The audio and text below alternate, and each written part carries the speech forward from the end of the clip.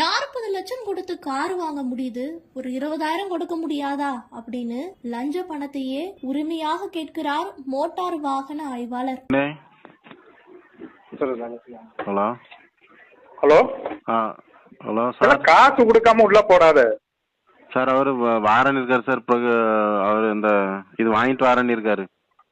சரி, அஃபிடபிட்டும் இதுவும் வாங்கிட்டு வரேன்னு இருக்காரு. ஏதாவது குறைச்சு சரி, தர சொல்லுங்க. எனக்கு என்னல எவ்வளவு உனக்காவதோ அது நீ கொண்டு வர போய் தான் நான் குறைச்சி சொன்னேன். நீ ஏதாவது புரியுதா? ஏதாவது வாங்கி தரேன், ஒரு 15 ரூபா வாங்கி தரேன் சார்.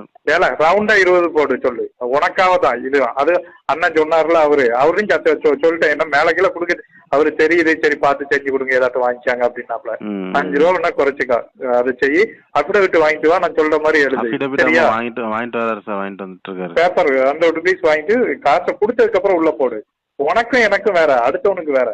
30-40 லட்சம் ரூபாய்க்கு ஏல